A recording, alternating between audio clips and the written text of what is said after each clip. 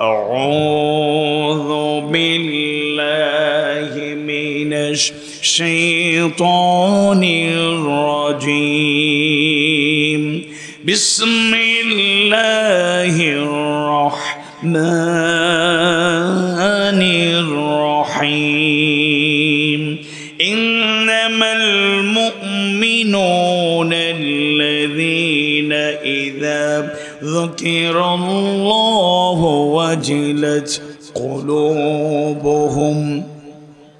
وجلت قلوبهم وإذا تليت عليهم آياته زادتهم إيمانا وعلى ربهم يتوكلون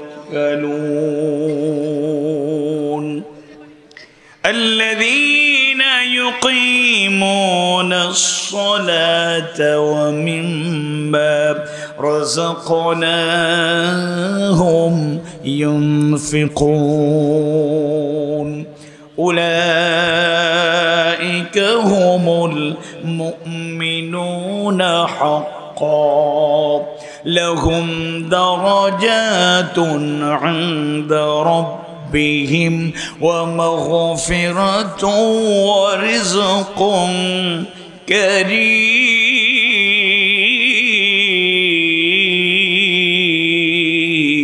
كريم وقال تعالى إن الله وملائكته يصلون على النبي يا أيها الذين آمنوا صلوا عليه وسلموا تسليما اللهم صل على محمد وعلى آل محمد كما صليت على إبراهيم وعلى آل إبراهيم إنك حميد مجيد اللهم بارك على محمد وعلى آل محمد كما باركت على إبراهيم وعلى آل إبراهيم إنك حميد مجيد ঈমানের পথে অবিচল থেকে আমার মরণ যেন হয় ঈমানের পথে অবিচল থেকে আমার মরণ যেন হয় তোমারই কাছে মিনতি আমার তোমারই কাছে মিনতি আমার মহা মহিম দয়াময় ঈমানের পথে অবিচল থেকে আমার মরণ যেন হয় ঈমানের পথে অবিচল থেকে আমার মরণ যেন হয় প্রতিদিন মিথ্যের মুখোমুখি হই বেদিন ফাসেকেরা করে হই চই আজাজিলে সে গুমরাহি সুরগানে করে তোলে মোহময় ঈমানের পথে অবিচল থেকে আমার মরণ যেন হয় ঈমানের পথে অবিচল থেকে আমার মরণ যেন হয় আধারের দূর ভ্রান্তিতে পূর্ণ, যত মতামত কখনো হঠাৎ নফসের তাড়নায় লাগে সুন্দর মনোময়। ইমানের পথে অবিচল থেকে আমার মরণ যেন হয়। ইমানের পথে অবিচল থেকে আমার মরণ যেন হয়। প্রতিক্ষণ সত্যের অবিনাশী ডাক অবিরাম মনটাকে ছুঁয়ে ছুঁয়ে যাক, ধুয়ে মুছে দিয়ে পাপ কালেমা, স্বপ্ন জাগাও মধুময়। ইমানের পথে অবিচল থেকে আমার মরণ যেন হয়। তোমারই কাছে মিনতি আমার, তোমারই কাছে মিনতি আমার, মহা মহিম দয়াময়। ইমানের পথে অবিচল থেকে আমার মরণ যেন হয়। আমিন ইয়া রাব্বাল আলামিন। রব্বি জিদনি ইলমা, রব্বি ইশরাহ লি সাদরি ওয়া ইয়াসসির লি আমরি ওয়াহলুল উকদাতাম মিন লিসানি ইয়াফকাহু কওলি। ওলিয়া উলিয়া, পীর মাশায়েখ, উলামায়ে কেরাম, মুফাসসিরিন, ওয়াইজিন, দাঈ ইলাল্লাহ, তাওহীদ প্রিয় মানুষের প্রিয় জনপদ ঐতিহ্যবাহী চট্টগ্রামের ছায়া ঢাকা মায়াময় মায়াবী দ্বীপ, মোরলেস ৩.৫ লক্ষ মানুষের সুন্দর বসবাস, সমুদ্রে ঘেরা বেষ্টিত অনিন্দ সুন্দর প্রাকৃতিক মনোরম পরিবেশ আমার অত্যন্ত পছন্দের এবং প্রিয় একটি জনপদ।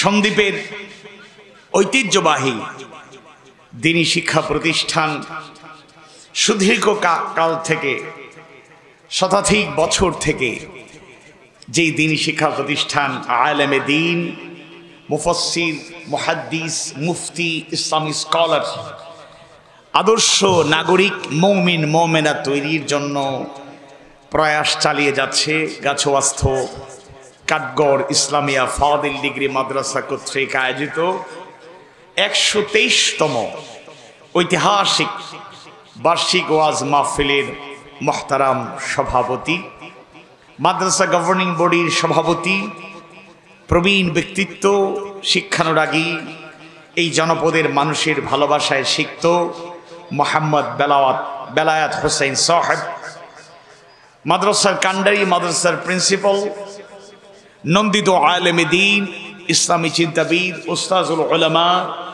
অধ্যক্ষ মাওলানা আবু তাইয়্যিব মোহাম্মদ সালেহ হাফিজাহুল্লাহ তাআলা, অত্যন্ত চমৎকার হৃদয় ছোঁয়া দলিল লিরিক আলোচনা পেশ করেছেন।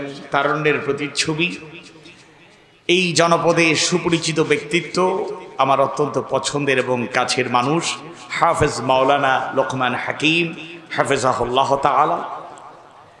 আজকের মাহফিলের চিফ গেস্ট এই জনপদের মাটি ও মানুষের নেতা, সন্দ্বীপের উন্নয়ন অগ্রগতির পরিকল্পনা নিয়ে প্রচেষ্টা চালিয়ে যাওয়া রাজনীতিবিদ, সমাজসেবক, শিক্ষানুরাগী, অত্র প্রতিষ্ঠানেও যিনি নেতৃত্ব দিয়েছেন এবং নতুন দায়িত্ব পাওয়ার মধ্য দিয়ে আশা জাগিয়ে তুলেছেন আমাদের চট্টগ্রাম ৩ সন্দ্বীপ সংসদীয় আসনের মাননীয় মেম্বার অফ পার্লামেন্ট আলহাজ মাহফুজুর রহমান মিতা সাহেব। আমি দোয়া করি প্রত্যেক জনপ্রতিনিধির জন্যই, বিশেষ করে তার জন্য দোয়া করছি যে আমানত তার উপর এসেছে, যে দায়িত্ব এসেছে, রাসূল শিখিয়েছেন কুল্লুকুম রাঈন ওয়া কুল্লুকুম মাসউলুন আন রাইয়াতিহি, তোমার প্রত্যেকেই দায়িত্বশীল এবং তোমাদের প্রত্যেকের দায়িত্বের ব্যাপারেই জবাবদিহিতা রয়েছে। আমি দোয়া করি জাতির এই বিশাল দায়িত্ব যার কাঁধে এসেছে, ৩.৫ লক্ষ মানুষের কর্ণধার হিসাবে, রাহবার হিসাবে, আমানতদারিতার সাথে, অ্যাকাউন্টেবিলিটির সাথে, যোগ্যতা দক্ষতা নিয়ে যেন তিনি তার দায়িত্বটুকু পালন করতে পারেন। আল্লাহ সুবহানাহু ওয়া তাআলা সেই তৌফিক দিন, আমিন ইয়া রাব্বাল আলামিন। আজকের মাহফিলের স্পেশাল গেস্ট সমাজসেবক, শিক্ষানুরাগী, আলেমে দ্বীন মাওলানা সানাউল্লাহ সাহেব হাফেজাহুল্লাহ, সমাজসেবক শিক্ষানুরাগী মেজবাউদ্দিন মনির সাহেব, সমাজসেবক শিক্ষানুরাগী আলহাজ নুরুল আমিন সাহেব, সমাজসেবক শিক্ষানুরাগী জনাব রুহুল মতিন শাহাদাত সাহেব, মাহফিলের সঞ্চালক যার দাওয়াতেই আজকে আপনাদের সামনে হাজির হওয়ার সুযোগ হয়েছে মাওলানা কবিরুল ইসলাম সাহেব সহ, মাহফিলে আমার কিছুটা বিব্রত বোধ করছি, কারণ মঞ্চের মধ্যে আমার অনেক উস্তাদুল উলামায়ে কেরাম যারা ফ্লোরের মধ্যে বসে আছেন, এখানে আমার সামনে অনেক উস্তাদুল উলামায়ে কেরাম যাদের ছাত্র হতে পারলে আমি নিজেকে ধন্য মনে করতাম, তারা এরকম ফ্লোরে মাটিতে সাধারণ মানুষের মতো বসে আছেন। অনেক পিতৃতুল্য মুরব্বীদের আমরা দেখতে পাচ্ছি, সন্তানতুল্য শিশু কিশোর বৃন্দ আজকে মাহফিলে হাজির হয়েছেন। মাহফিলে উপস্থিত যাদেরকে নিয়ে আমরা প্রত্যাশা ব্যক্ত করি, স্বপ্ন দেখি, দেশ এবং জাতির ভবিষ্যৎ কর্ণধার, ফিউচার লিডার, তরুণ যুবক ছাত্র ভাইয়েরা, সাংবাদিক বন্ধুগণ, মিডিয়া ব্যক্তিত্বগণ, প্রশাসনের বিভিন্ন পর্যায়ের গুরুত্বপূর্ণ দায়িত্বশীল ব্যক্তিবর্গ, অত্র মাদ্রাসার গভর্নিং বডির সদস্যবৃন্দ, অভিভাবক মণ্ডলী, উস্তাদবৃন্দ, শিক্ষক মণ্ডলী, সম্মানিত এলাকাবাসী, আমার কথাগুলো মঞ্চে, প্যান্ডেলে, রাস্তাঘাটে, আশপাশে, দূর দূরান্ত থেকে যারা শুনছেন, সোশ্যাল মিডিয়ার মাধ্যমে, লাইভের মাধ্যমে শুনছেন কিংবা পরবর্তীতে শুনবেন, সকল মুমিন মুমিনাদের প্রতি আমি আন্তরিক কৃতজ্ঞতা প্রকাশ করছি। শুকরান, জাযাকুমুল্লাহ খায়রান।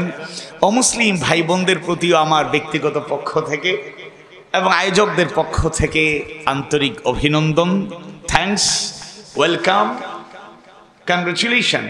কারণ আপনারা আমাদের কথাগুলো শুনতে বাধ্য নন, কিন্তু এরপরও আমরা যারা টেকনাফ থেকে তেতুলিয়া, রূপসা থেকে পাথরিয়া গোটা দেশে সফরের চেষ্টা করি, বাংলাদেশের কোনো জায়গায় আমরা যারা কোরআনের কথা বলি, হাদিস সুন্নাহর কথা বলি, তাফসীরুল কোরআন মাহফিল, ওয়াজ মাহফিল, ইসলামী মহাসম্মেলনে যোগদান করি, এরকম কোনো নিউজ কিংবা ইনফরমেশন অন্তত আমার কাছে নেই যে কোথাও আমাদের কথাগুলো বন্ধ করার ক্ষেত্রে, মাহফিল বন্ধ করার ক্ষেত্রে অমুসলিম ভাই বোনেরা কোনো ভূমিকা পালন করেছেন, ডিরেক্টলি অর ইনডিরেক্টলি। বরং কখনো কখনো যদি মাহফিল বন্ধ হয়ে যায়, কথা বলা বন্ধ হয়ে যায়, তার পেছনেও যাদের ভূমিকা অতপ্রুতভাবে জড়িত, তারাও নামধারী এক শ্রেণীর লেবাসধারী মুসলমান। ইউরিদুনা লিইউতফিউ নূরাল্লাহি বিআফওয়াহিহিম ওয়াল্লাহু মুতিম্মু নূরিহি ওয়ালাউ কারিহাল কাফিরুন।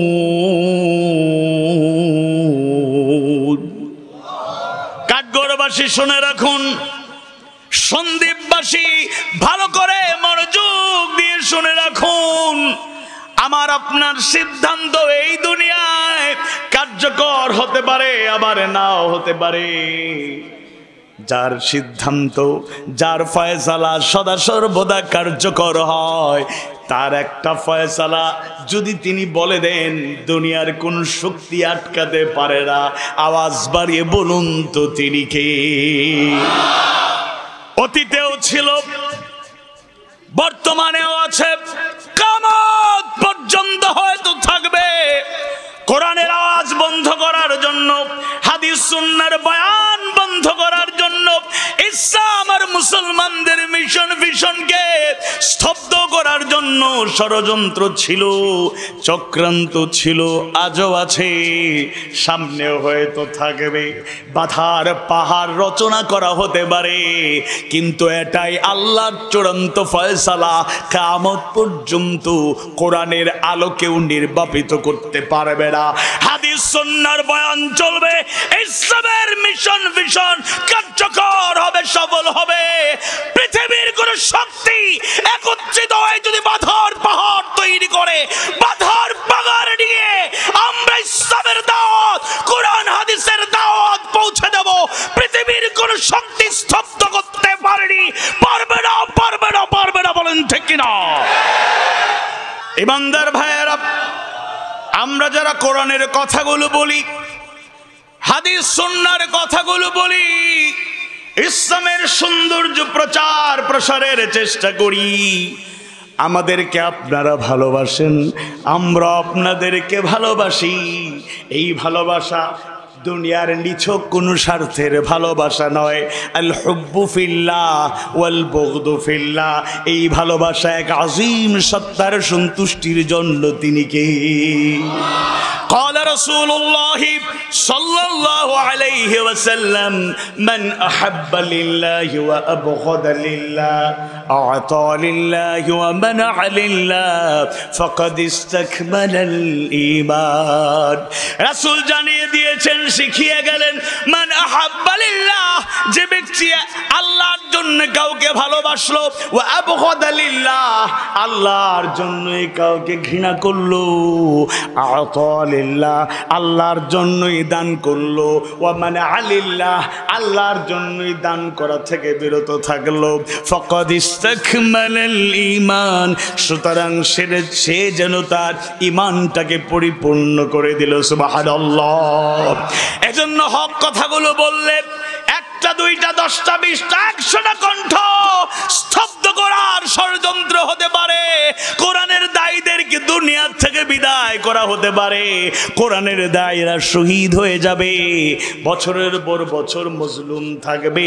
কিন্তু মনে রাখবেন, একটা, 10টা, 20টা, 100টা কণ্ঠকে স্তব্ধ করলে হাজারো কণ্ঠে যিনি কোরআনের দাওয়াত প্রচারের ব্যবস্থা করবেন তিনি কে?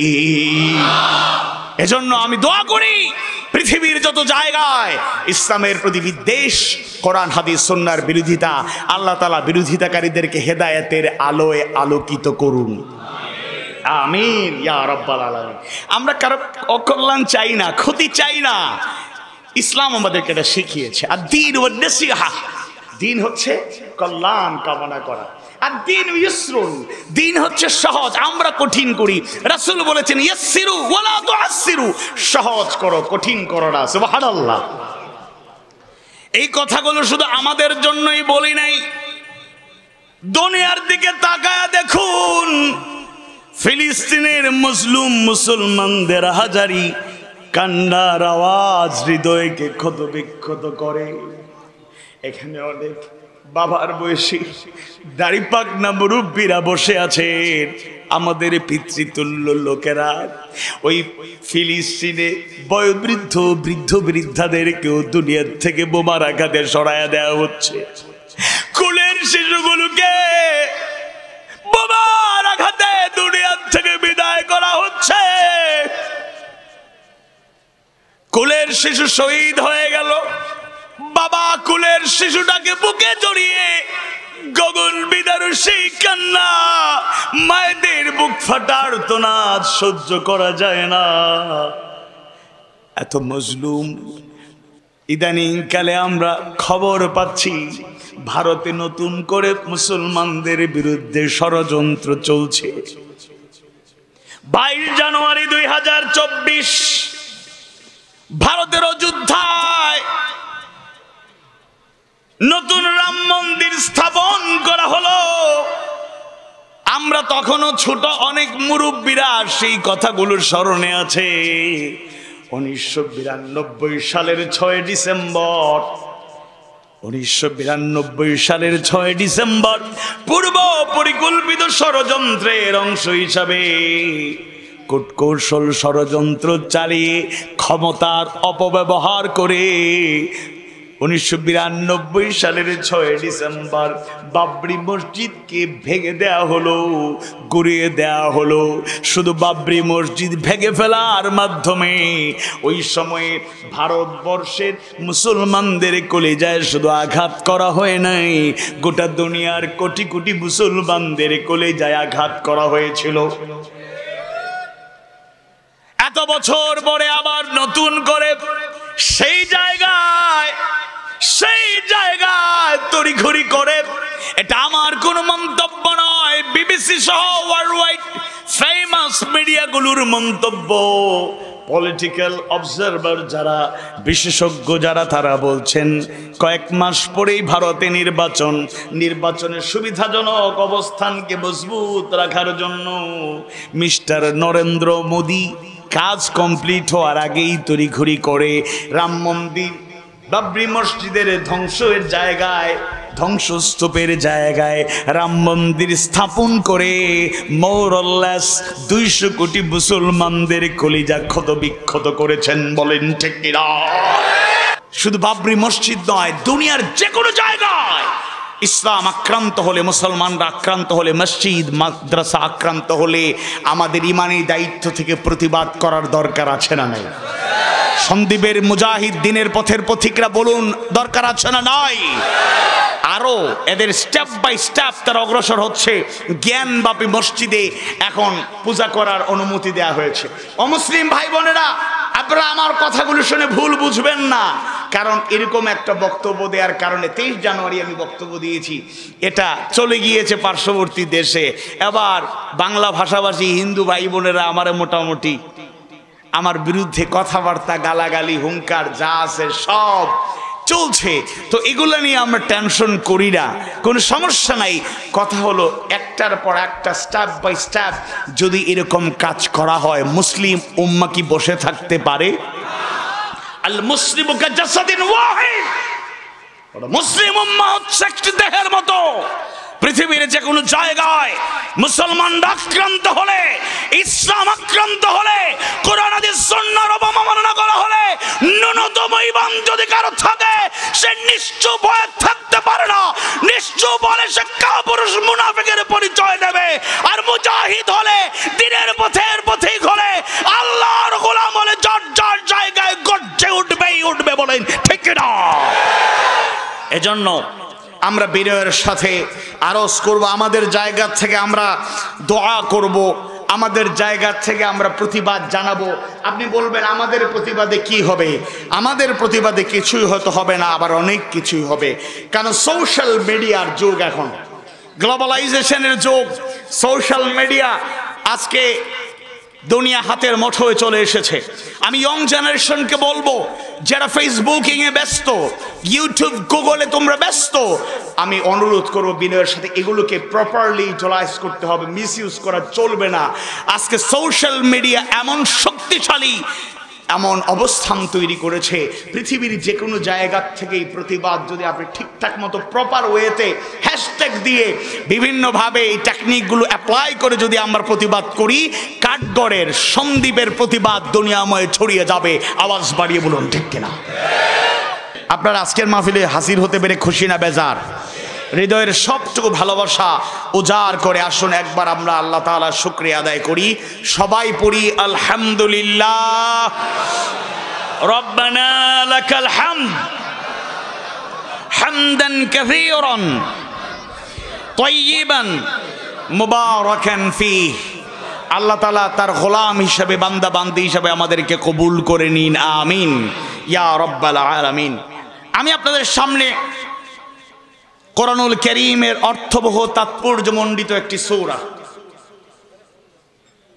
গুরুত্বপূর্ণ একটি সূরা, সূরা আনফাল, অষ্টম সূরা, সূরা আনফালের 2 থেকে 4 নম্বর আয়াতে কারিমার আলোকে আল্লাহ সুবহানাহু ওয়া তাআলার পক্ষ থেকে গুরুত্বপূর্ণ হেদায়েতের বাণী পৌঁছে দিতে চাই। এই আয়াতে কারিমাগুলোর মধ্যে 2 এবং 3 নম্বর আয়াতে কারিমায় আল্লাহ সুবহানাহু ওয়া তাআলা প্রকৃত আসল মুমিনদের 5টা গুণাবলী জানিয়ে দিয়েছেন। কয়টা গুণাবলী? 5টা। আর এই 5টা গুণাবলী যারা অর্জন করবে তাদের জন্য 3টা পুরস্কারের ঘোষণা দিয়েছেন যিনি। আওয়াজ বাড়িয়ে বলুন তো তিনি কে? সূরা আনফাল সর্বসম্মতিক্রমে সকল মুফাসসির একমত, এটা হলো মাদানী সূরা, হিজরতের পরে নাজিলকৃত সূরার মধ্যে অন্যতম। এই সূরার নাম হলো আনফাল, কারণ সূরার প্রথমেই আল্লাহ তাআলা এই শব্দটির উল্লেখ করেছেন। আর আনফাল অর্থ হলো যুদ্ধলব্ধ সম্পদ। এর অধিকাংশ বর্ণনা এ সংক্রান্ত। কেউ কেউ এ সূরাকে সূরা বদরও বলেছেন। সুবহানাল্লাহি ওয়া বিহামদি। বুখারীর 4882 নম্বর হাদিসে এই বর্ণনা পাওয়া যায়। সূরা আল আনফাল সম্পর্কে ইবনে আব্বাস রাদিয়াল্লাহু আনহুমা বলেন, বদরের যুদ্ধ সম্পর্কে এই সূরাটি নাজিল হয়েছে। বুখারীর 4645 নম্বর হাদিস এবং মুসলিম শরীফের 3031 নম্বর হাদিসের মাধ্যমে এই বর্ণনা পাওয়া যায়। আসুন আল্লাহর কাছে আশ্রয় প্রার্থনা করি, তারই নামে শুরু করি। আউযু বিল্লাহি মিনাশ শাইতানির রাজীম। বিসমিল্লাহির রাহমানির الرحيم إنما المؤمنون الذين إذا ذكر الله وجلت قلوبهم وإذا تليت عليهم آياته زادتهم إيمانا وعلى ربهم يتوكلون। মুমিন তো হলো তারাই যখন আল্লাহর নাম স্মরণ করা হয় তখন তাদের অন্তর কেঁপে ওঠে। ইযা যুকিরাল্লাহ, যখন আল্লাহর নাম স্মরণ করা হয়, ওয়াজিলাত কুলুবুহুম, তাদের অন্তর কেঁপে ওঠে। আল্লাহু আকবার। এটা মুমিনের পরিচয়, সবার না। যারা প্রকৃত আসল মুমিন তারা যখন আল্লাহর নাম স্মরণ হয়ে যায় তাদের অন্তর তখন কম্পন তৈরি হয়ে যায়, হৃদয়ের মধ্যে কাঁপুনি শুরু হয়ে যায়। وَإِذَا تُلِيَتْ عَلَيْهِمْ آيَاتُهُ زَادَتْهُمْ إِيمَانًا। যখন তাদের সামনে আয়াতসমূহ পাঠ করা হয়, তেলাওয়াত করা হয়, তখন তাদের ঈমান বৃদ্ধি হয়ে যায়, ঈমান বৃদ্ধি করে। সুবহানাল্লাহ।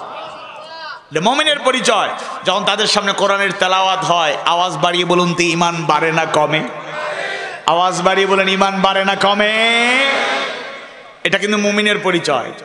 আর কোরআনের আয়াত তেলাওয়াত হলে, অনুবাদ বললে, তাফসীর করলে, বয়ান করলে যদি কারো গায়ে অ্যালার্জি বেড়ে যায়, চুলকানি শুরু হয়, অন্তরের মধ্যে অশান্তি তৈরি হয়, বুঝতে হবে ডাল মে কুছ কালা হ্যায়, সামথিং ইজ রং।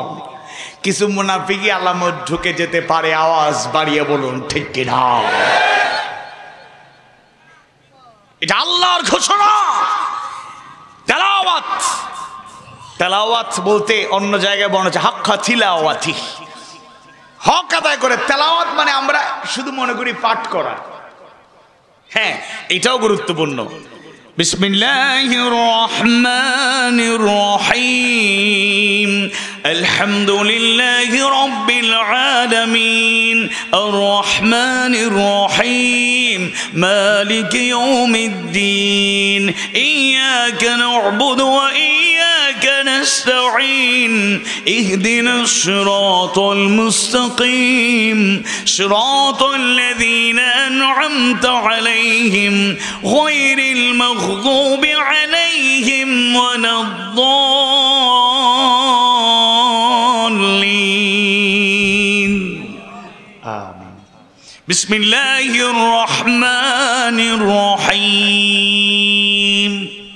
ওয়াদ-দুহা ওয়াল-লাইলি ইযা সাজা মা ওয়াদ্দা'আকা রাব্বুকা ওয়া মা ক্বালা ওয়ালাল-আখিরাতু খায়রুল লাকা মিনাল উলা ওয়ালাসাউফা ইউ'তিকা রাব্বুকা ফাতারদা আলাম ইয়াজিদকা ইয়াতীমান ফাআওয়া ওয়া ওয়াজাদাকা দাল্লান ফাহাদা ওয়া ওয়াজাদাকা আইলান ফাআগনা فأما اليتيم فلا تقهر وأما السائل فلا تنهر وأما بنعمة ربك فحدث আমার তেলাওয়াত তো ভালো না, কিন্তু আমরা যখন বিশ্ববিখ্যাত হাফেজে কোরআনদের তেলাওয়াত শুনি মক্কা মদিনায়, সেই তেলাওয়াতগুলো শুনি, আওয়াজ বাড়িয়ে বলুন তো ঈমান বাড়ে না কমে? দেখবেন ওনারা তো বুঝেন, আরবি ভাষাভাষীরা তো আর অনুবাদ না পড়লেও তারা বুঝেন। দেখবেন বাইতুল্লাহ যখন তেলাওয়াত হয়, রমাদান মাসে অনেকে লাইভ, আমরা মুরব্বীরা বিশেষ করে, আমাদের তারাবি শেষ, তাদের শুরু হয়। এবার বৈশা বৈশা টেলিভিশন যা দেখো একবার বাদ দাও, এখন আমারে চান্স দাও। দাদারা নানারা বলেন না, মুরব্বীরা বলেন, বাবারা বলেন, চাচারা বলেন যে একটু তেলাওয়াত শুনি। দেখবেন আমরা যারা আরবি জানি না, কোরআন ভালো করে বুঝি না, জেনারেল এডুকেশন সিস্টেমে বড় হয়েছি, স্কুল কলেজ ইউনিভার্সিটিতে পড়েছি, তারা বুঝি না অর্থ, কিন্তু এরপরে দেখবেন কোরআনের একটা মুআজিজা তেলাওয়াত হলে অটোমেটিকলি দেখবেন যখন ইমাম সাহেব জান্নাতের বর্ণনা দেন, সুসংবাদ দেন, হাসেন না ঠিক, কিন্তু মনে হয় তার আনন্দ চিত্তে তিনি তেলাওয়াত করছেন। আবার জাহান্নামের বর্ণনা যখন তেলাওয়াত করেন, কাফের মুশরিকদের দুরবস্থার বর্ণনা দেন, মানে নেতিবাচক ভয়ঙ্কর আয়াতগুলো যখন তেলাওয়াত হয়, ইমামরা হাফেজে কোরআনরা তখন তারা তেলাওয়াত করতে আটকে যান, কাঁদতে কাঁদতে বেহুশ হয়ে যান। আমরা কিচ্ছু বুঝি না, এরপরে আমরাও কাঁদি নাকি কাঁদি না। আল্লাহু আকবার। তাহলে মুমিনের পরিচয় হলো যখন তাদের সামনে তেলাওয়াত হয় তাদের ঈমান বেড়ে যায়। সুবহানাল্লাহ। ওয়া আলা রাব্বিহিম ইয়াতাওয়াক্কালুন। আর তারা সদা সর্বদা ভরসা করে যার উপর। আওয়াজ বাড়িয়ে বলুন তো তিনি কে? আল্লাহর উপর। মুমিনদের বৈশিষ্ট্য হলো তারা ভরসা করে আল্লাহর উপর। তৃতীয় আয়াতে কারিমায় আল্লাহ তাআলা জানিয়ে দেন, আল্লাযীনা ইউকিমুনাস সালাতা ওয়া মিম্মা রাযাকনাহুম ইউনফিকুন। মুমিন, আসল প্রকৃত মুমিনের 4 নাম্বার গুণাবলী হলো আল্লাযীনা ইউকিমুনাস সালাত, যারা নামাজ কায়েম করে। পঞ্চম কোয়ালিটি হলো, গুণ হলো ওয়া মিম্মা রাযাকনাহুম ইউনফিকুন।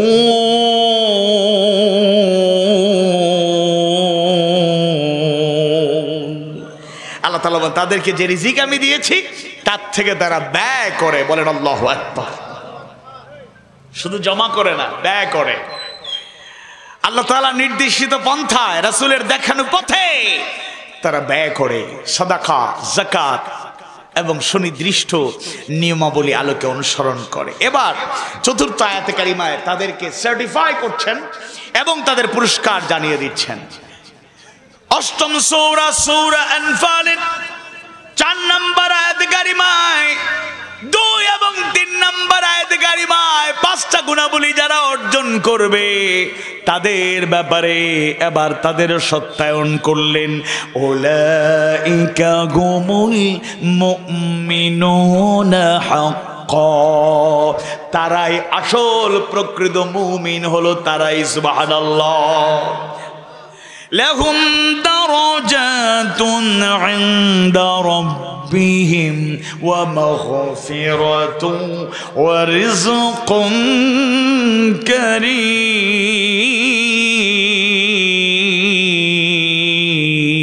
কারীম।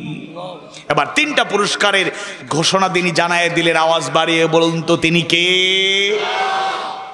সূরা আনফালের 4র্থ আয়াত কারিমায় তারাই প্রকৃত মুমিন। 5টা গুণে গুণান্বিত গুণান্বিত হবে যারা। এই স্বীকৃতি দেওয়ার পরে তিনটা পুরস্কারের কথা জানায়া দেন। 1 নাম্বার, লাহুম দারাজাতুন ইনদা রাব্বিহিম, তাদের জন্য তাদের রবের নিকট রয়েছে উচ্চ মর্যাদা। 2 নম্বরে ওয়া মাগফিরা, আর ক্ষমা। 3 নম্বরে ওয়া রিজকুন কারীম,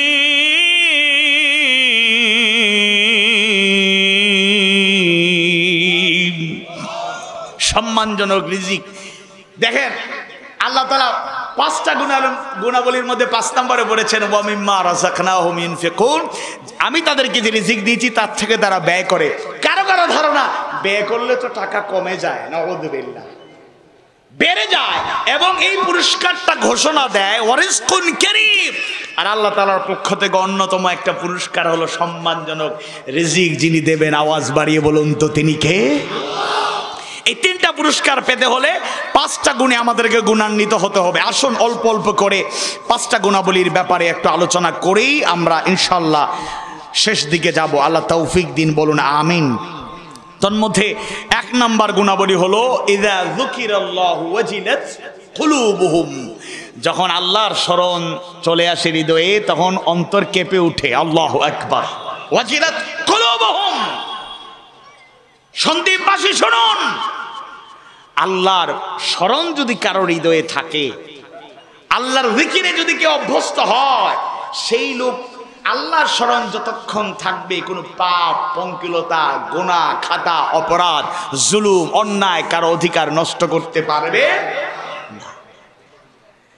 আল্লাহ সুবহানাহু ওয়া তাআলা 13তম সূরা আর-রা'দের 28 নম্বর আয়াত কারিমায় জানায় দেন আল্লাযীনা আমানু ওয়া তাতমাইন্নু কুলুবুহুম বিযিকরিল্লাহ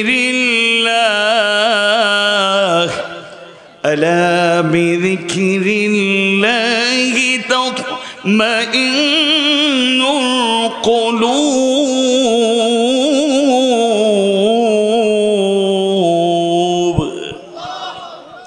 যারা ঈমান আনে এবং আল্লাহর স্মরণে যাদের অন্তর প্রশান্ত হয়, জেনে রাখো আল্লাহর স্মরণ দ্বারাই অন্তরসমূহ প্রশান্ত হয়। সুবহানাল্লাহ। এই আয়াত আরেকটা প্রমাণ দিল যে অন্তরকে প্রশান্ত করতে চান তাহলে যার স্মরণ লাগবে তিনি কে? যুবক হতাশায় ভোগে, ডিপ্রেশনে চলে যায়, আত্মহত্যা করে, নাউযুবিল্লাহি মিন যালিক। তার হৃদয়ে প্রশান্তি পায় না। ব্যবসায়ীরা ব্যবসা লোকসান হয়ে দেউলিয়া, আত্মহত্যা করতে চায়। পারিবারিক অশান্তির কারণে অনেক স্বামীর আত্মহত্যা করতে চায়, অনেক স্ত্রীর আত্মহত্যা করতে চায়। অশান্তি, মানসিক শান্তি পাচ্ছে না। মানসিক শান্তির জন্য যত ঔষধ খান, মেডিসিন ইউজ করেন, হসপিটালে দৌড়ান, হ্যাঁ এটাও একটা ওসিলা, আপনি যাবেন চিকিৎসা করাবেন, এটা ইসলাম সমর্থন করে না এরকম না। কিন্তু মৌলিকভাবে মানসিক প্রশান্তি পাওয়ার জন্য যার জিকিরটা চালু রাখতে হবে তিনি কে? ইমানদার ভাইয়েরা, মুমিন মুমিনা ভাই বোনেরা, আল্লাহর রাসূলের সুন্দর সেই দাওয়াত, ইসলামের প্রচার প্রসার, নবুয়তের দায়িত্ব পালনের মধ্য দিয়ে তিনি যে গুরুত্বপূর্ণ দায়িত্ব পালন করলেন, তার ইন্তেকালের পরে, স্থানান্তর হওয়ার পরে আল্লাহর ফয়সালায় যখন তিনি চলে গেলেন, খেলাফতের দায়িত্ব 4 জন পালন করেছেন। তন্মধ্যে দ্বিতীয় খলিফাতুল মুসলিমিন, যিনি আমিরুল মুমিনিন হিসেবে স্বীকৃত পরিচিত, অর্ধেক পৃথিবীর রাষ্ট্রনায়ক ছিলেন। জোরে কোন সুবহানাল্লাহ। রমাদান মাস কাছাকাছি, আল্লাহুম্মা বারিক লানা ফি রাজব ওয়া শাবান ওয়া বাল্লিগনা রমাদান। সবাই পড়ি একবার আমিন, আওয়াজ বাড়িয়ে পড়ি আমিন। আমিরুল মুমিনিনের দায়িত্বে থাকাকালীন সময়ে অর্ধেক পৃথিবীর রাষ্ট্রনায়ক, রমাদান মাস শেষ হয়ে গেল, শাওয়ালের 1 তারিখ ঈদুল ফিতর ঈদের জামাত শেষ হয়ে গেল। হযরত আবু হুরায়রা রাদিয়াল্লাহু আনহুর বর্ণনায় পাওয়া যায়, নামাজ শেষ, জামাত শেষ, আমিরুল মুমিনিনকে খুঁজে পাওয়া গেল না। অনেকেই খোঁজাখুঁজি করলেন, তাকে খুঁজতে খুঁজতে তার বাড়ি পর্যন্ত চলে গেলাম। বাড়িতে গিয়েও তাকে না পেয়ে যখন চলে আসব, হঠাৎ করে আমিরুল মুমিনিন ওমর ইবনুল খাত্তাব রাদিয়াল্লাহু আনহুর বাড়িতেই ছোট্ট একটা কক্ষে, দরজা বন্ধ করা কক্ষের ভেতর থেকে কান্নার আওয়াজ শুনে থেমে গেলাম। আবু হুরায়রা বর্ণনা করেন, আমিরুল মুমিনিনের বাড়িতে ছোট্ট একটা কক্ষে দরজা বন্ধ করে কে যেন কান্নাকাটি করে, ডুকরে ডুকরে কাঁদে। দরজায় কড়া নাড়লাম, কিছুক্ষণ পর অপেক্ষা করার পরে দরজা খুলে দেয়া হলো। এবার তাকিয়ে দেখলাম কক্ষে আর কেউ নাই, আছেন একজন, তাও যিনি আছেন ডুকরে ডুকরে কাঁদছেন তিনি খলিফাতুল মুসলিমিন, অর্ধেক পৃথিবীর রাষ্ট্রনায়ক আমিরুল মুমিনিন ওমর ইবনুল খাত্তাব রাদিয়াল্লাহু আনহু। আবু হুরায়রা বিস্ময় প্রকাশ করে বললেন, ইয়া আমিরুল মুমিনিন, ঈদ আল ফিতর আনন্দের দিন, আল্লাহ সুবহানাহু ওয়া তাআলার মাধ্যমে রাসূল আমাদেরকে জানিয়ে দিলেন দুইটা আনন্দের দিন আমরা পেয়েছি। ঈদুনা, আমাদের দুইটা ঈদ আছে, একটা ঈদুল ফিতর আর একটা হলো ঈদুল আযহা। ধনী হোক গরিব হোক সকল মুমিন মুমিনা ঈদের দিনটাকে আনন্দে উদযাপন করে। সেই আনন্দের দিনে হে আমিরুল মুমিনিন কিসে আপনার কান্নার ব্যবস্থা করে দিল? এবার আমিরুল মুমিনিন ওমর ইবনুল খাত্তাব রাদিয়াল্লাহু আনহু বর্ণনা করেন, আমি কাউকে দেখাতে চাই নাই, জানাতে চাই নাই। আল্লাহ রাসূলের সেই বর্ণনা আমাদের সবার জানা। রাসূল বলেছেন, মান সামা রমাদান ঈমানান ওয়া ইহতিসাবান গুফিরা লাহু মা তাকদ্দামা মিন যামবি। যে ব্যক্তি ঈমানের সাথে ইহতিসাবের সাথে এক মাস সিয়াম সাধনা করবে তার অতীতের গুনাহ খাতা মাফ করে দেয়া হয়। সুবহানাল্লাহ, আওয়াজ বাড়িয়ে পড়ুন সুবহানাল্লাহ। আমিরুল মুমিনিন বলেন, আমিও এক মাস সিয়াম সাধনা করলাম। ঈদের জামাত যখন শেষ হয়ে গেল মনে প্রশান্তি পাচ্ছিলাম না, কেন জানি মনে হচ্ছিল আমার সিয়াম সাধনা আল্লাহ কবুল করেছেন কিনা। তাই দুনিয়ার কাউকে দেখাতে চাই নাই, কেউ আমার এই সংবাদটুকু জানুক তাও চাই নাই।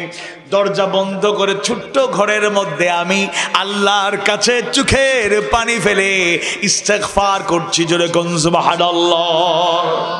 আমরা তো গুনাহ প্রতি মুহূর্তেই করি, এমন কোন ব্যক্তি নাই দুনিয়ার মানুষ কেউ বলবে আমি গুনাহ করি না, আমি অপরাধ করি না, আমি মাসুম, আমি বেগুনাহ, নাউযুবিল্লাহ। রাসূল নিজেই জানায় দিলেন, শিখায় দিলেন, কুল্লু বনি আদম খাত্তা, প্রত্যেক বনি আদম ভুল করে, মানুষেরা ভুল করে।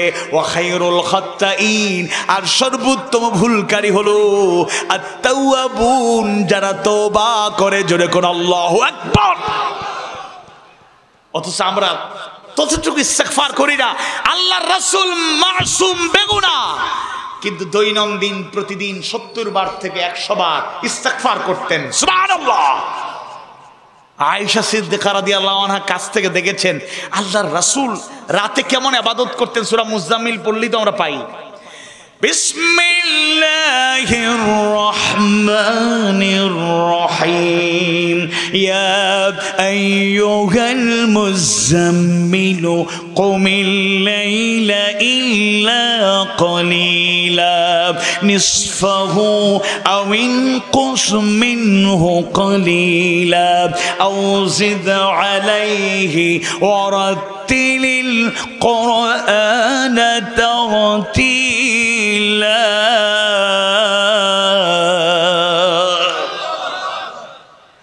আল্লাহ রাসূল রাতের অর্ধেক কিংবা তার থেকে বেশি রুকু করে সিজদা করে ইবাদত করে রাত কাটায়া দিতেন।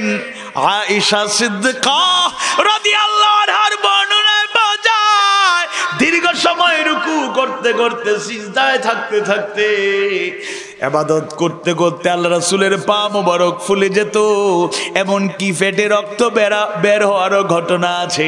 আয়েশা আবেগ নিয়ে বললেন, ইয়া রাসূলুল্লাহ, ইয়া হাবিবাল্লাহ, আপনি তো মাসুম, আপনার কোনো গুনাহ নাই, এরপর এত কষ্ট করেন কেন? আল্লাহ রাসূল মুচকি এসে বললেন, আফালা আকুনা আবদান শাকুরা।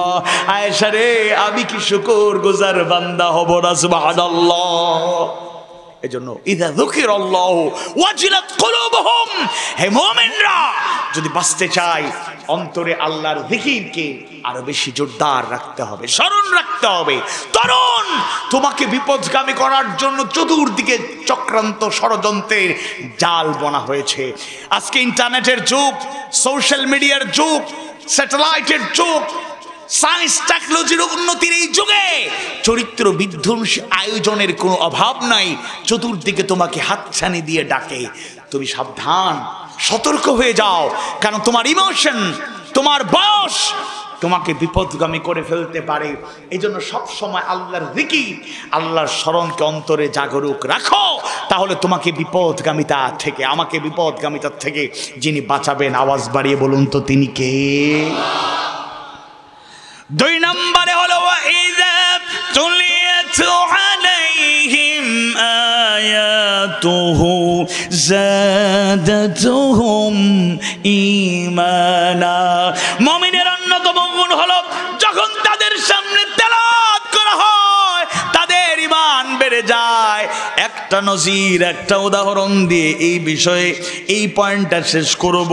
আল্লাহ রাসূলের সাহাবীরা যাদের কোনো তুলনা হয় না, অতুলনীয়, কিয়ামত পর্যন্ত যত বড় বুজুর্গ হন, যত বড় পীর সাহেব হন, যত বড় আলেমে দ্বীন হন, যত বড় মুফাসসিরে কোরআন হন না কেন, যত বড় মুহাদ্দিস, মুফতি, ইসলামিক স্কলার, যত বড় আল্লাহর প্রিয় বান্দা বান্দি হওয়ার চেষ্টা করুন না কেন, আল্লাহ রাসূলের একজন সাহাবীর ধুলার সাথেও আমাদের তুলনা করা যাবে?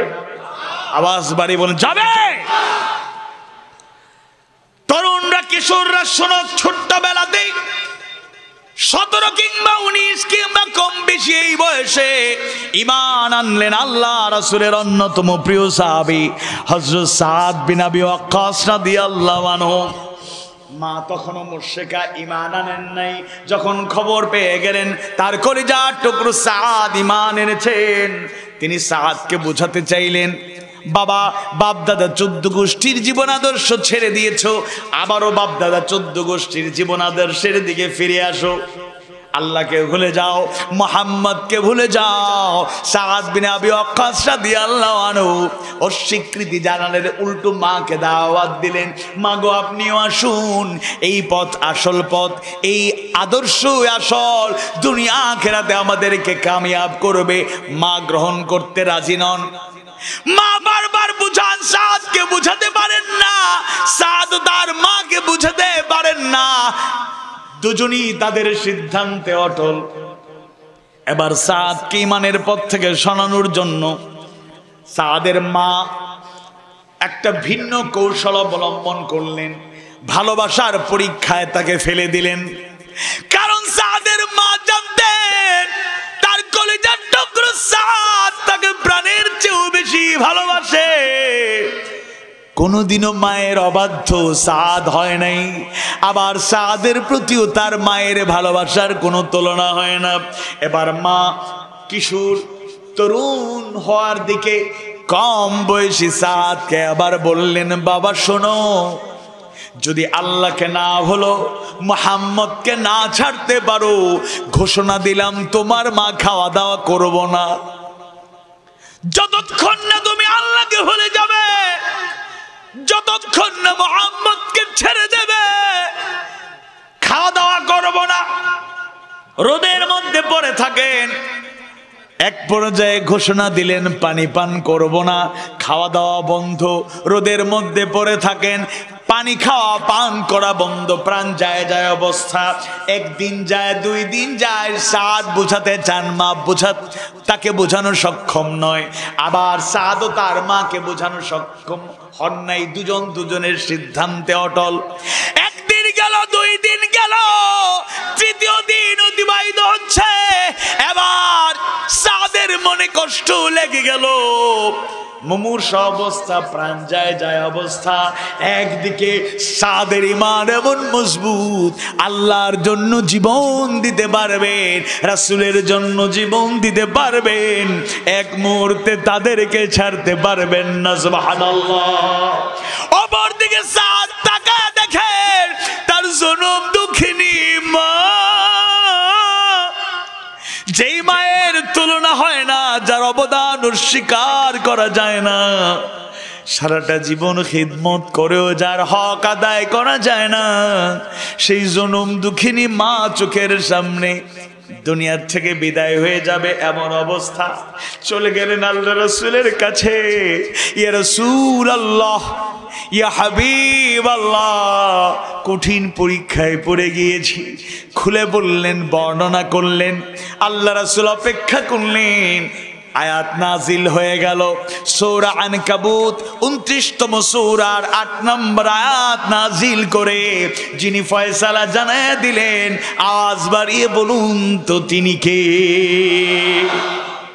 আয়াত নাজিল হয়ে গেল, আউযু বিল্লাহি মিনাশ শাইতানির রাজীম ওয়া ওয়াসাইনাল ইনসানা বিওয়ালিদাইহি হুসনা ওয়া ইন জাহাদাকা লিতুশরিকা বি মা লাইসা লাকা বিহি ইলমুন ফালা তুতিউহুমা। আল্লাহ তাআলা জানায় দেন, ওয়া ওয়াসাইনাল ইনসানা বিওয়ালিদাইহি হুসনা, আমি দুনিয়ার মানুষদেরকে নির্দেশ দিয়েছি তার পিতামাতার সাথে সদ্ব্যবহার করবে, ভালো ব্যবহার করবে, উত্তম আচরণ করবে। ওয়া ইন জাহাদাকা লিতুশরিকা বি মা লাইসা লাকা বিহি ইলমুন ফালা তুতিউহুমা। আর যদি তারা এমন বিষয়ে চাপ প্রয়োগ করেন, আল্লাহর সাথে শিরক করার মতো বিষয়ে যদি চাপ প্রয়োগ করেন, যেই ব্যাপারে তোমার কোনো ইলম নাই, তখন করণীয় হলো ফালা তুতিউহুমা, সুতরাং তোমরা তার গোলামি করো না, আনুগত্য করো না। বলেন আল্লাহু আকবার। আয়াত শোনার পরে সাদের মন শান্ত হয়ে গেল, প্রশান্ত হয়ে গেল। ঈমান বাড়ায়া দিলেন কে? শরীফের বর্ণনা এসেছে, আরো একাধিক হাদিস গ্রন্থের বর্ণনায় পাওয়া যায়, ফয়সালা যখন পেয়ে গেলেন, সাদ তার মায়ের সামনে গিয়ে দাঁড়ালেন। মুমূর্ষ মা, প্রাণ যায় যায় অবস্থা। মা সন্তানকে দেখে মনে মনে হয়তো ভাবছিলেন সন্তান ভুল বুঝতে পেরেছে, এবার মনে হয় ফিরে আসবে। কিন্তু সাদ এমন ঘোষণা দিলেন, কিয়ামত পর্যন্ত মুমিন মুমিনার জন্য ইমানদাররা কেমন ইমানের অধিকারী হবে এটা নজির হিসাবে থাকবে, প্রেরণা যোগাবে। সুবহানাল্লাহ। সাদ তার মায়ের সামনে দাঁড়ায় আবার মাকে উদ্দেশ্য করে বললেন, মা গো শোনো, আমার মা, জনম দুঃখিনী মা, আপনাকে অনেক অনেক ভালোবাসি, সেই ভালোবাসার তুলনা হয় না। শুনে রাখুন মা, আপনাকে অনেক অনেক ভালোবাসি, তবে আল্লাহ তার রাসূলকে এর থেকে আরো অনেক বেশি ভালোবাসি। আল্লাহু আকবার। মা গো শোনো, আমার চোখের সামনে যদি মা হিসাবে ইন্তেকাল আপনি করেন, সন্তান হিসাবে আমি কষ্ট পাবো, অন্তরে ব্যথা পাবো, চোখের পানি থামাতে পারবো না। কিন্তু মা শুনে রাখুন, ওয়াল্লাহি আল্লাহর কসম করে বলি, আমার চোখের সামনে একবার নয় শতবারও যদি আপনি ইন্তেকাল করেন, আপনার ইন্তেকালের দৃশ্য আমি দেখতে পারবো। সন্তান হিসাবে অন্তরে কষ্ট পাবো, চোখের পানি থামাতে পারবো না। এর বড় বলে রাখি মা, আপনার ইন্তেকাল দেখতে পারবো, এক মুহূর্তের জন্য আল্লাহ তার রাসূলকে ছাড়তে পারবো না। আল্লাহু আকবার। কেমন ইমান! মা জানেন ছেলে অভদ্র নয়, মা জানেন ছেলে তার অনুগত। এবার মা ভাবনায় পড়ে গেলেন, তার চেহারা একটা পরিবর্তনের লক্ষণ দেখা দিল। সুবহানাল্লাহ। মা একটু চিন্তা করে আবার সন্তানকে উদ্দেশ্য করেন, বাবারে আমার সাথ শোনো, কিছুক্ষণ আগেও ধারণা ছিল আমার ধর্মীয় বিশ্বাস সত্য, তুমি মিথ্যার পেছনে দৌড়াচ্ছ, কিন্তু তোমার দৃঢ়তা দেখে, দৃঢ় ঈমান দেখে তোমার মায়ের মন বলছে আমার কলিজার টুকরো সাদ যেটা গ্রহণ করেছে এটাই সত্য, আর দেরি করতে চাই না, আমায় নিয়ে চলো বিশ্ব নবীর দরবারে, আমি ঘোষণা করব লা ইলাহা ইল্লাল্লাহু মুহাম্মাদুর রাসূলুল্লাহ, লা ইলাহা ইল্লাল্লাহ। এই আয়াত থেকে, ঘটনা থেকে এটা শিখলাম, কারণ আমাদের জীবনে বাবা মায়ের চাইতে এত আপনার কেউ নাই। আত্মীয় স্বজন, পরিবারের সদস্য, পরিচিত জন, উস্তাদ, শিক্ষক আমাদের সম্মানিত, কিন্তু এক নম্বরে যাদেরকে আমি কলিজার থেকে ভালোবাসি তারা মা এবং বাবা। তাহলে এখানে কি সবক নিলাম? বাবা মাও যদি আল্লাহর সাথে শিরিক করতে বলেন, কুফরি করতে বলেন, দ্বীনের পথ ছেড়ে দিতে বলেন, সেই বাবা মায়ের আনুগত্য করা যাবে? আওয়াজ বাড়িয়ে বলুন যাবে। আওয়াজ বাড়িয়ে বলুন যাবে। যেখানে বাবা মায়ের আনুগত্য করা যাবে না, সেই জায়গায় আমরা কোথাকার কোন নেতা আমাকে কি ডাকলো আর সেই দিকে আমি লম্প ঝম্প কইরা জীবন যৌবন শেষ করে দিলাম। যুবক, আর কত লাঠিয়াল বাহিনী হিসাবে তুমি ব্যবহৃত হবে? প্রিয় ভাইরা, বিপদগামিতার দিকে কেন ধাবিত হব? আসুন, সময় আছে, আল্লাহর দিকে আসুন, হাদিস সুন্নাহর দিকে, আল্লাহ রাসূলের জীবন আদর্শের দিকে। আল্লাহ কবুল করুন, বল না আমিন।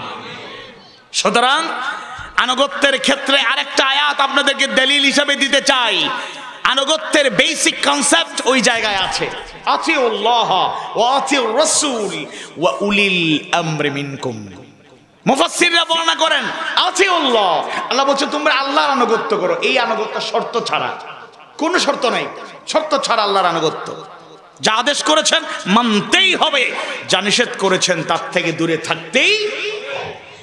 2 নম্বর ওয়াতিউ রাসূল, আল্লাহ রাসূলের আনুগত্য করো। এইটাও শর্ত ছাড়া। আল্লাহ রাসূল যা বলেছেন, যা করেছেন, সম্মতি দিয়েছেন, মুসলমানরা তা করবে, আঁকড়ে ধরবে।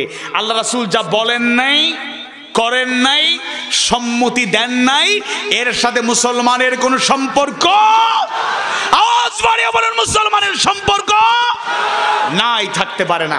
ওয়া উলিল আমরি মিনকুম, আর উলিল আমরের আনুগত্য করো। এখানে শর্ত আতিউ শব্দ ব্যবহার করা হয় নাই। মুফাসসিররা বলেন এখানে শর্ত প্রযোজ্য। আমার বাবা মা হতে পারেন, আমার উস্তাদ হতে পারেন, আমার শিক্ষক হতে পারেন, আমার ওয়ার্ডের মেম্বার হতে পারেন, ইউনিয়নের চেয়ারম্যান হতে পারেন, উপজেলার চেয়ারম্যান হতে পারেন, মেম্বার অফ পার্লামেন্ট হতে পারেন, মন্ত্রী হতে পারেন, আমার সমাজের মুরব্বী হতে পারেন। যার যার জায়গা থেকে তারা যখন কোনো কমান্ড করবেন, আদেশ করবেন, এই আদেশ যদি আল্লাহ তার রাসূলের নির্দেশ মোতাবেক হয়ে যায় তাহলে আমরা মানব। আর যদি আল্লাহ তার রাসূলের নির্দেশ মতো হয় না, কোরআন হাদিসের পরিপন্থী হয়, জীবন যাবে, রক্ত ঝরবে, ঘাম ঝরবে, প্রয়োজনে আমাকে আঘাত করা হবে, কষ্ট দেওয়া হবে, এরপর আমরা জীবন দিতে প্রস্তুত। আল্লাহ তার রাসূলের নির্দেশনা ছাড়তে প্রস্তুত নই, বলেন ঠিক কিনা? এরপরে 3 নম্বরে হলো ওয়া আলা রাব্বিহিম ইয়াতাওয়াক্কালুন, মুমিনরা সদা সর্বদা যার উপর ভরসা করে। আওয়াজ বাড়িয়ে বলুন তো তিনি কে? আওয়াজ বাড়িয়ে বলুন তো তিনি কে? আল্লাহ। সূরা তালাকের 3 নম্বর আয়াত কারিমায় শেষ অংশে মাঝখানে আল্লাহ সুবহানাহু ওয়া তাআলা জানায় দেন 65তম সূরা আত-তালাকের 3 নম্বর আয়াত কারিমার মাঝামাঝি আল্লাহ তাআলা জানায় দেন ওয়া বায়াতাওয়াক্কাল আলাল্লাহি ফাহুয়া হাসবুহ, আর যে আল্লাহর উপর ভরসা করে আল্লাহই তার জন্য যথেষ্ট। সুবহানাল্লাহ। আমাদের জন্য যথেষ্ট যিনি, আওয়াজ বাড়িয়ে বলুন তো তিনি কে? আওয়াজ বাড়িয়ে বলুন তিনি কে? আল্লাহ সুবহানাহু ওয়া তাআলা সূরা ইব্রাহিম 14 নম্বর সূরা আর 11 নম্বর আয়াত কারিমার শেষ অংশে জানায়া দেন ওয়া আলাল্লাহি ফালইয়াতাওয়াক্কালিল মুমিনুন।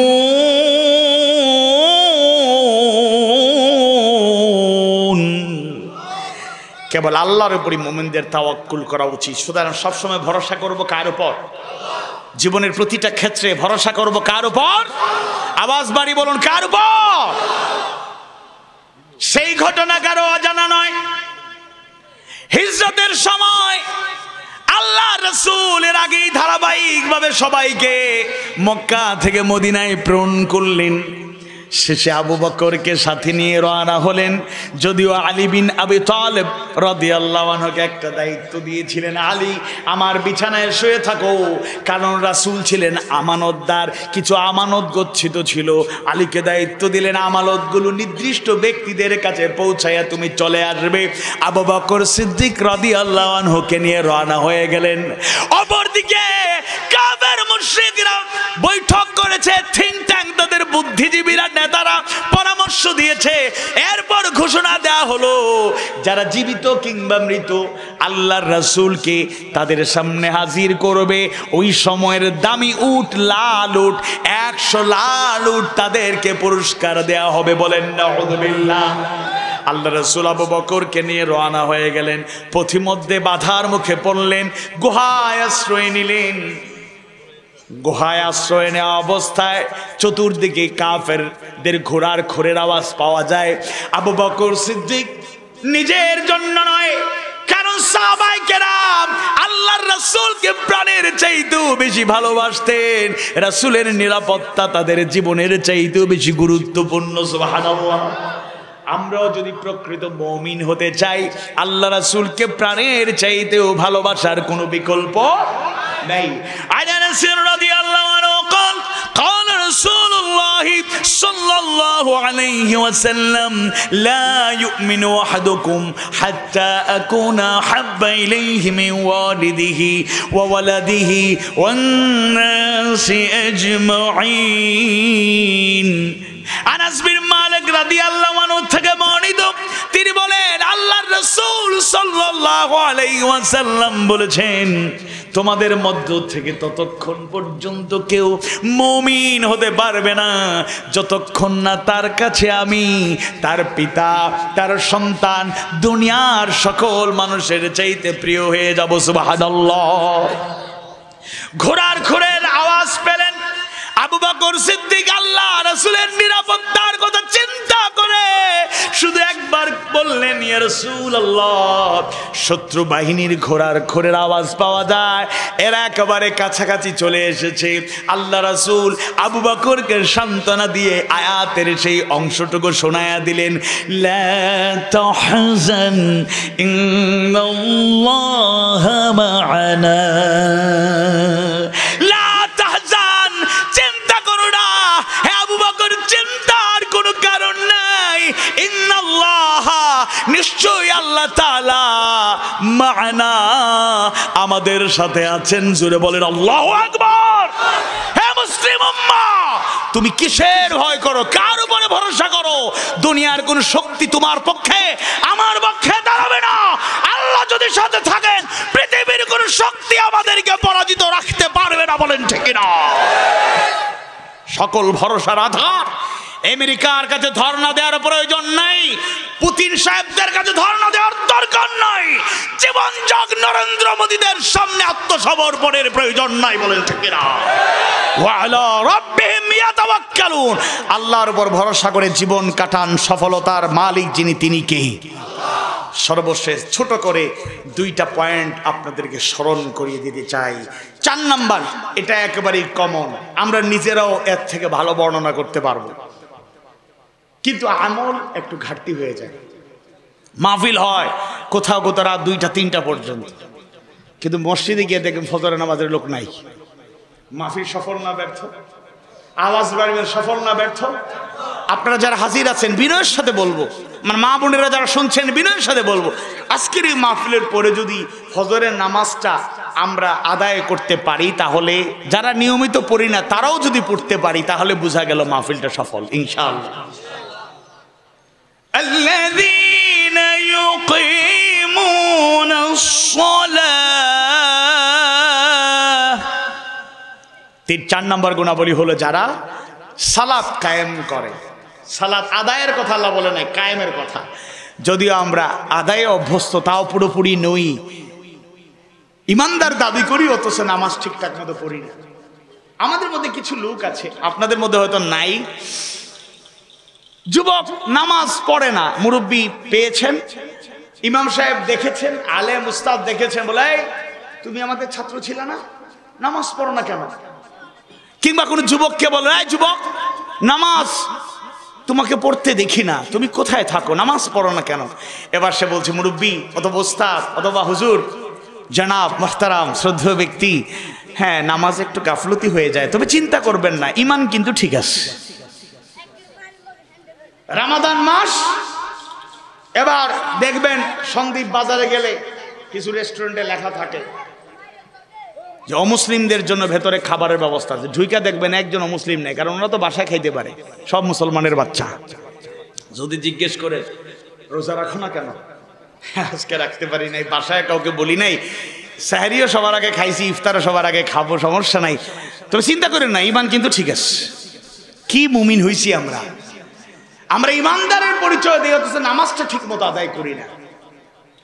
সূরা তাহার 14 নম্বর আয়াতে কারিমায় আল্লাহ সুবহানাহু ওয়া তাআলা জানায়া দেন, তার পরিচয় দিয়ে নির্দেশনা জানায়া দেন, ইন্নী আনাল্লাহু লা ইলাহা ইল্লা আনা ফা'বুদনি ওয়া আকিমিস সালাতা লিযিকরি।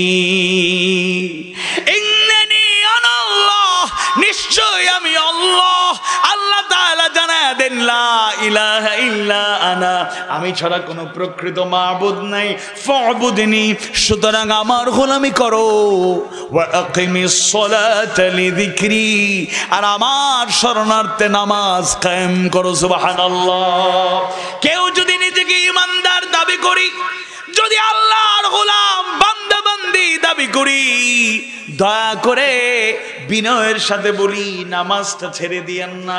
ইমানদারের বাস্তব রূপ হলো প্রধানতম ইবাদত, যেটা দিয়ে আমি প্রমাণ করব আল্লাহর সামনে, আমি ধর্ণা দেব, হাজিরা দেব, আল্লাহর সামনে নিজের পরিচয় তুলে ধরবো, আমি আল্লাহর গোলাম, আমি আল্লাহর বান্দা, আমি আল্লাহর বান্দিয়া, আমি মুমিন, আমি মুমিনা।